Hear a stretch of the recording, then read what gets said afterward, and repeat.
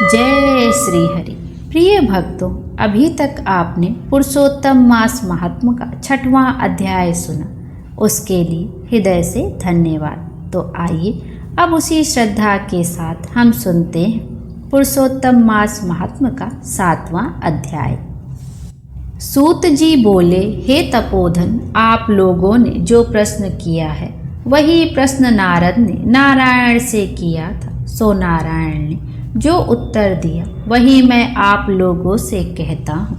नारद जी बोले, विष्णु ने अधिमास का अपार दुख निवेदन करके जब मौन धारण किया, तब हे बद्रीपते पुरुषोत्तम ने क्या किया, सो इस समय आप हमसे कहिए। श्री नारायण बोले, हे वत्स, गोलोकनाथ श्री कृष्ण ने विष्णु के प्रति जो कहा वह अत्यंत गुप्त है, परंतु भक्त, आस्तिक, सेवक, दंभ रहित अधिकारी पुरुष को कहना चाहिए। अतः मैं सब कहता हूँ, सुनो। यह आख्यान सत्कीर्ति, पुण्य, यश, सुपुत्र का दाता, राजा को वश में करने वाला है और दरिद्रता को नाश करने वाला एवं बड़े पुण्यों से सुनने को मिलता है। जिस प्रकार इसको सुने उसी प्रकार अनन्य भक्ति से सुने हुए कर्मों को करना भी चाहिए। श्री पुरुषोत्तम बोले, हे विष्णु, आपने बड़ा अच्छा किया जो मलमास को लेकर यहाँ आए। इससे आप लोक में कीर्ति पावेंगे। आपने जिसका उद्धार स्वीकार किया उसको हमने ही स्वीकार किया, ऐसा समझें। अतः इसको हम अपने समान सर्वोपरि करेंगे। गुणों से, कीर्ति के अनुभाव से, सडस आचार्य से, पराक्रम से, भक्तों को वर देने से और जो भी मेरे गुण हैं उनसे मैं पुरुषोत्तम जैसे लोक में प्रसिद्ध हूँ। वैसे ही यह मलमास भी लोकों में पुरुषोत्तम करके प्रसिद्ध होगा। मेरे में जितने गुण हैं वे सब आज से मैंने इसे दे दिए। पुरुषोत्तम जो मेरा नाम लोक तथा वेद में प्रसिद्ध है, वह भी आपकी प्रसन्नता का अर्थ आज मैंने इसे दे दिया। हे मधुसूदन, आज से मैं इस अधिमास का स्वामी भी हुआ। इसके पुरुषोत्तम इस नाम से सब जगत पवित्र होगा। मेरी समानता पाकर यह अधिमास सब मासों का राजा होगा। यह अधिमास जगत पूज्य एवं जगत से वंदना करवाने के योग्य होगा। इसकी पूजा और व्रत जो करेंगे उनके दुख और दारिद्र्य का नाश होगा। चैत्र आदि सब मास सकाम है, इसको हमने निष्काम किया है। इसको हमने अपने समान समस्त प्राणियों को मोक्ष देने वाला बनाया है। जो प्राणी सकाम अथवा निष्काम होकर अधिमास का पूजन करेगा वह अपने सब कर्मों को भस्म कर निश्चय मुझको प्राप्त होगा।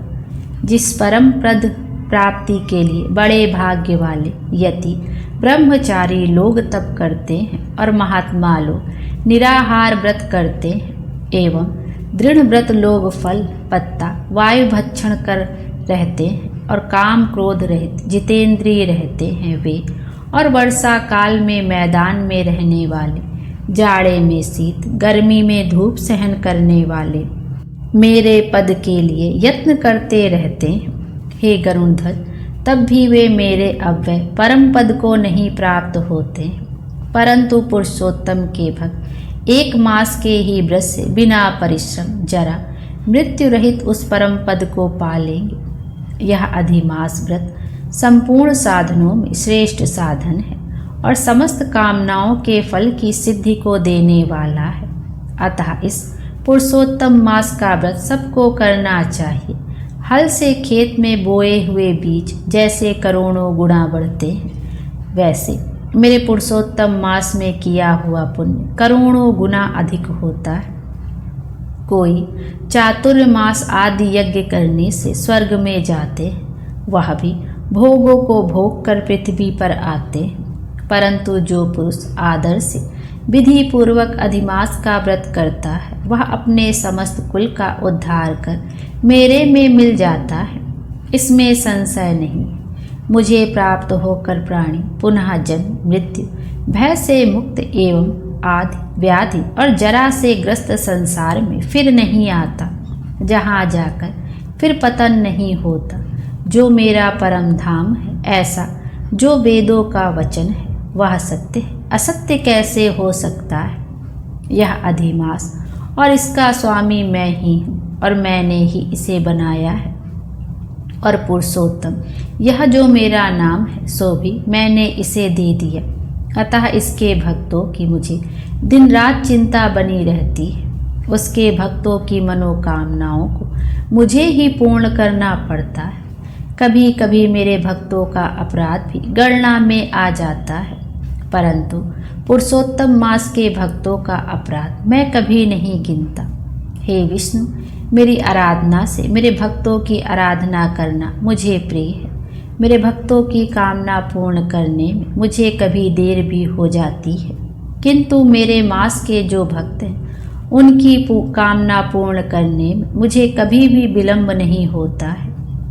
मेरे मास के जो भक्त हैं वो मेरे अत्यंत प्रिय हैं। जो मनुष्य इस अधिमास में जप दान नहीं करते वे महामूर्ख हैं, और जो पुण्य कर्म रहित प्राणी स्नान भी नहीं करते एवं देवता तीर्थ द्विजय से द्वेष करते हैं वे दुष्ट, अभागी और दूसरे के भाग्य से जीवन चलने वाले होते हैं। जिस प्रकार खरगोश के सींग कदापि नहीं होते, वैसे ही अधिमास में स्नान आदि न करने वाले को स्वप्न में भी सुख प्राप्त नहीं होता है।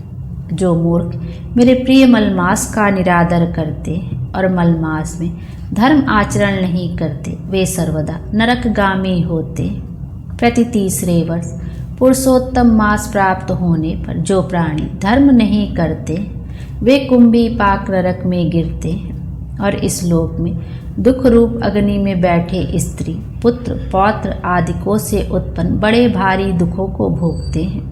जिन प्राणियों का यह मेरा पुण्यतम पुरुषोत्तम मास अज्ञान से व्यतीत हो जाए, वे प्राणी कैसे सुखों को भोग सकते हैं। जो भाग्यशाली स्त्रियां सौभाग्य और पुत्र सुख चाहने की इच्छा से अधिमास में स्नान, दान, पूजन आदि करती हैं, उन्हें सौभाग्य, संपूर्ण संपत्ति और पुत्र आदि यह अधिमास देता है। जिनका यह मेरे नाम वाला पुरुषोत्तम मास दान आदि से रहित बीत जाता है, उनके अनुकूल मैं नहीं रहता और ना उन्हें पति सुख प्राप्त होता है। भाई, पुत्र, धनों का सुख तो उसे स्वप्न में भी दुर्लभ है। अतः विशेष करके सब प्राणियों को अधिमास में स्नान, पूजा, जप आदि और विशेष करके शक्ति के अनुसार दान अवश्य करना चाहिए। जो मनुष्य इस पुरुषोत्तम मास में भक्ति पूर्वक मेरा पूजन करते हैं, वे धन, पुत्र और अनेक सुखों को भोगकर पुनः गोलोक के वासी होते हैं। मेरी आज्ञा से सब जन मेरे अधिमास का पूजन करेंगे। मैंने सब मासों से उत्तम मास इसे बनाया है, इसलिए अधिमास की चिंता त्याग कर हे रमापति, आप इस अतुलनीय पुरुषोत्तम मास को साथ लेकर अपने बैकुंठ में जाओ। श्री नारायण बोले। इस प्रकार भगवान श्री कृष्ण के मुख से रसिक वचन श्रवण कर विष्णु अत्यंत प्रसन्नता पूर्वक इस मलमास को अपने साथ लेकर नूतन जलधर के समान श्याम भगवान श्री कृष्ण को प्रणाम कर गरुड़ पर सवार हो शीघ्र बैकुंठ के प्रति चल दिए। जय श्री हरि। प्रिय भक्तों, इसी के साथ 7वां अध्याय यहीं पे संपन्न होता है और कल हम सुनेंगे पुरुषोत्तम मास महात्म का 8वां अध्याय। जय श्री हरि।